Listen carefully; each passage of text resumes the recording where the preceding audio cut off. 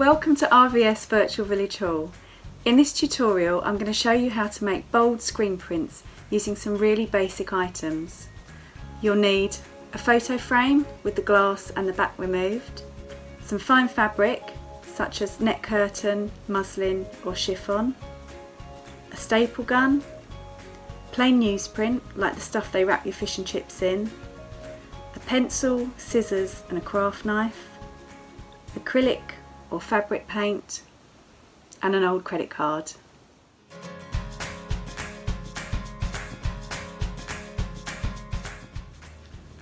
Lay the fabric down and lay the frame on top.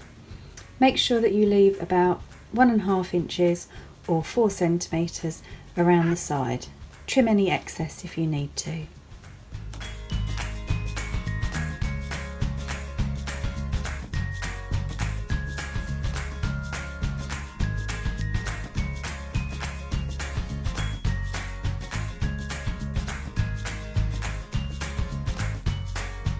Begin by attaching the fabric to one side of the frame. Using the staple gun, start in the middle and work outwards.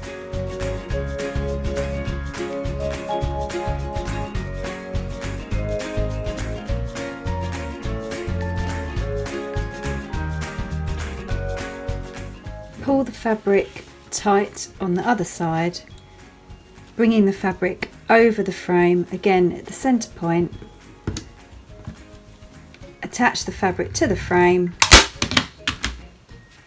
working outwards from the centre point, pulling the fabric taut.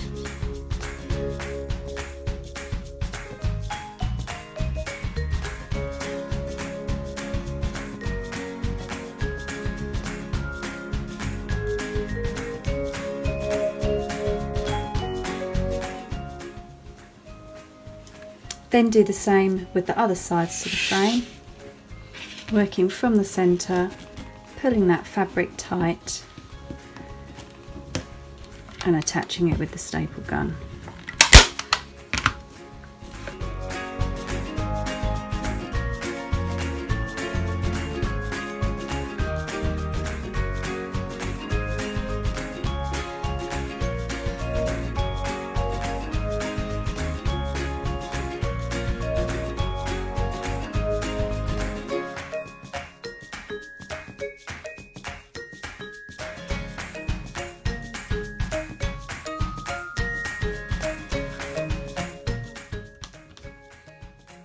Finish off by trimming around the edges.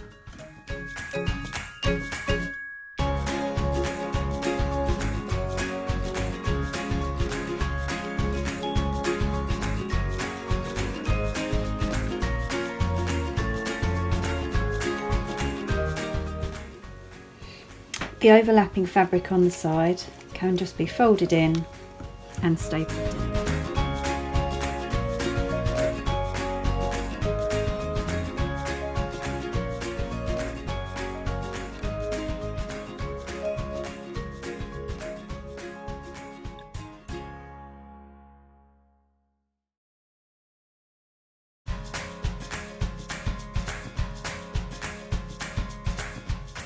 I've started by cutting out a cardboard template of my design. You can do this freehand or print it from the internet. One thing to make sure is that you don't make it any wider than the credit card that you're going to be printing with. I've cut it out as a cardboard template because I want 3 matching leaves. This will make sure that each one is exactly the same.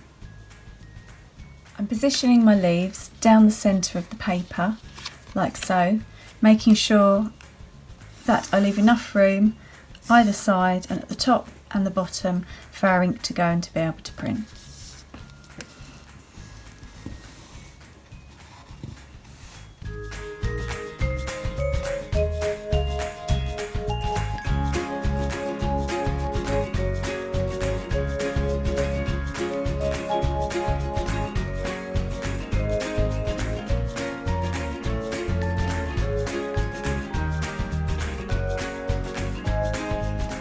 Then it's time to cut the stencil out. Remember, where the holes are in the stencil, that's where the ink will go, and where you leave the paper, that's where the ink can't get through. So just some tips on using a craft knife. You're cutting with the first couple of millimetres of the blade. Don't hold it like a pen, but hold it nice and low to the paper. Push firmly but not too hard, and as you cut, turn the paper rather than turning yourself. You also need to make sure that the blade is really sharp.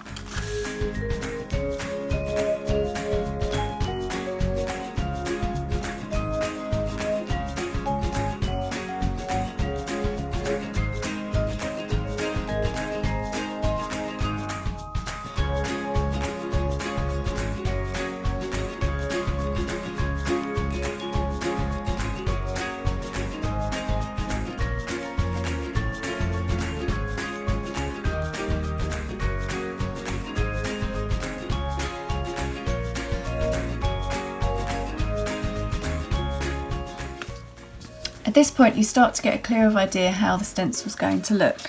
If I take this away from you, then that really becomes apparent. I want my print to have these tiny holes in the leaves. So although I call it a stencil, it's not a stencil in the traditional sense of the word, because I can place these small holes onto my leaves and I don't actually need a bridging part to connect them like you would on a traditional stencil. So I'm just going to cut out these holes and then place them on. I find it easier to use scissors for this bit, and because all the holes are the same size and the same shape, I just fold the paper over a few times and then cut the shape out.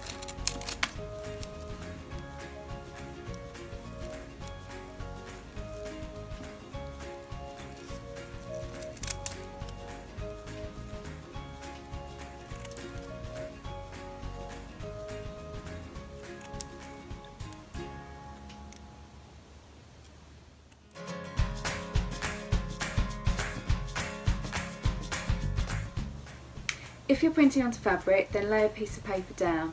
That'll stop any ink that goes through the fabric from making a mess. Lay the fabric or the paper onto a flat surface. Place your stencil on top. Place those tiny parts that we cut out in their positions.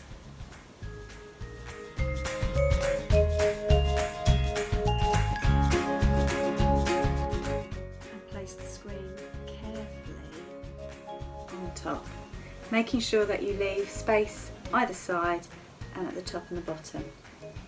Then apply the paint to the screen.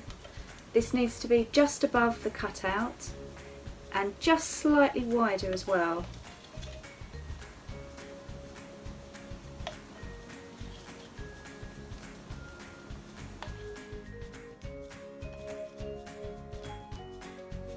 Using the credit card as a squeegee, place it the far side of the paint, press down nice and firmly, holding it at an angle of just off of 45 degrees, and push down and pull towards you.